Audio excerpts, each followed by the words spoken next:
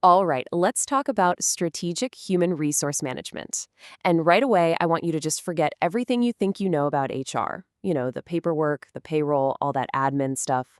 Today, we're diving into how the smartest companies in the world get a massive competitive edge by treating their people as their number one asset. So let's kick things off with this quote right here. People should be treated as assets, a source of competitive advantage. Now, this isn't just some fluffy, feel good mantra you put on a poster. No. This is a core business philosophy. It's the belief that the people who work for you, their brains, their skills, their drive, that's the real capital that pushes a company to the top. They're not just expenses on a spreadsheet. But here's the big question, right? Is this all just talk? You know, a nice phrase to stick in the employee handbook to make everyone feel good? Or is there a real honest to goodness business strategy behind it? Well, that's exactly what we're going to figure out. Okay, so here's how we're going to break it all down. First, we'll go from old school management to SHRM. Then we'll talk about people as strategic assets. After that, we'll look at the strategic blueprint, see how these strategies work in practice, and finally, get to the bottom line. All right, first up, from management to SHRM. You know, to really get what makes human resource management strategic, we've got to take a quick step back and just make sure we're on the same page about what plain old management even is. So, at the end of the day, management is pretty simple. It's the process of getting things done by and through other people. It's that classic loop, right? Planning what you're going to do, organizing the resources, leading the team, and controlling the process to make sure you actually hit your goals. Okay, so if that's management in general, human resource management, or HRM, just zooms in specifically on the people piece of that puzzle. It's the whole shebang, the philosophy, the policies, the day-to-day practices for everything related to your team. We're talking from the moment you hire them, to how you train them, to how you appraise and pay them. And that brings us to the main event, the big shift. Honestly, this is the idea that changes the entire game. Seeing people not as resources you just use up, but as strategic assets that you actually invest in. And wow, look at the difference here. On one hand, you have the old way of thinking. HR is a cost center. Employees are an expense you need to keep as low as possible. The focus is just on, ticking the boxes, making sure you're compliant. But then look at the new view. HR is an investment. Your employees are assets that you need to develop. The whole focus shifts to performance, to creating real value, and building a competitive advantage that your rivals literally can't copy. So, what exactly makes an employee so valuable? Well, it's not just that they show up and do a task.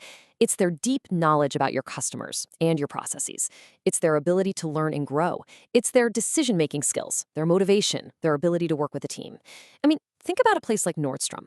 Those sales associates who know their clients by name and build real relationships, that's human capital, right there in action. And you can't just go out and buy that off a shelf. And here's the thing that really drives this point home. A company's physical assets, the buildings, the computers, they can't just get up and leave. But your human assets? They absolutely can.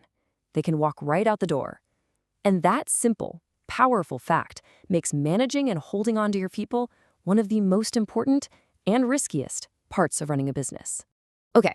So, if we all agree that people are these incredibly valuable assets, the next logical question is, how do you manage that investment? I mean, how do you turn this big idea into an actual concrete plan? Well, that's where the strategic blueprint comes into play. Any solid company strategy really follows these 5 steps. It starts with the big why, the mission.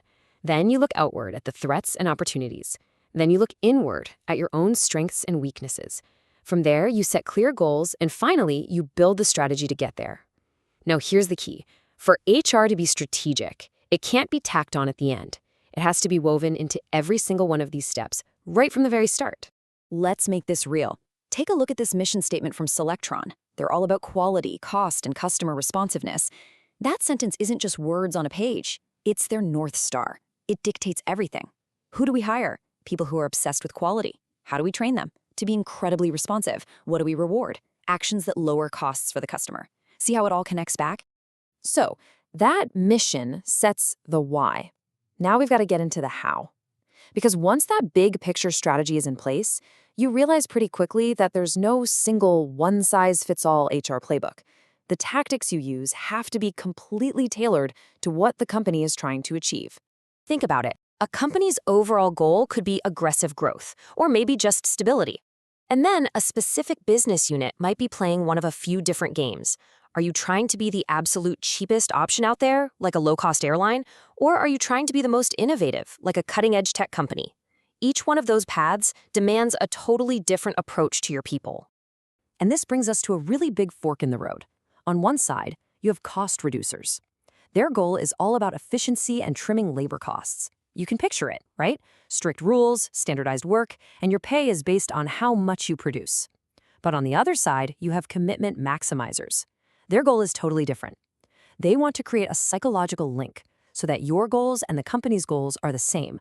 And they do that by developing you, trusting you, and giving you a real stake in the business. Another way to slice this is thinking about hard versus soft HRM. Hard HRM is, well, it's hard notes. It's calculative. It sees employees as a headcount resource. The main goal is to have the right number of people at the right time for the lowest cost. Think about a big retailer hiring for the holidays. Soft HRM is the opposite. It sees employees as assets who do their best work when they're trusted and developed. Think of a design studio that gives its team tons of autonomy because they know that's how you get brilliant creative work. And all of this leads to the ultimate question, doesn't it? The bottom line. How do you actually measure the return on investing in people? How do you prove to the finance department that all of this soft stuff, trust, commitment, development, has a real, hard impact on business results? Well, the answer is data. You use metrics. We're talking about things like human capital ROI, turnover rate, profit per employee, all this stuff. And believe me, these aren't just numbers for a report that sits on a shelf. They are the critical tools that leaders use to see in black and white if their people strategy is actually working or if it's just a bunch of hopeful talk. Now, let's peek under the hood for a second. Yeah, the formulas can look a little intimidating, but the ideas behind them are actually super simple. Take human capital ROI. All that's really asking is, for every single dollar we spend on our employees' compensation and benefits, how many dollars of profit do we get in return? See, it makes the value totally tangible. It lets a company track how they're doing and even see how they stack up against the competition. Now, we have to be honest here. This isn't some magic formula. As critics like David Guest have pointed out, there can sometimes be a massive gap between the grand, inspiring speeches about HRM and what it actually feels like to be an employee day to day. And that's a really important point to remember. A great strategy on paper means nothing if the execution isn't there.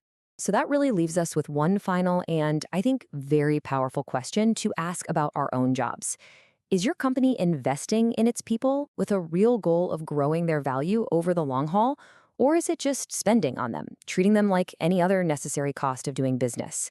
The answer to that question tells you everything you need to know about its real strategy.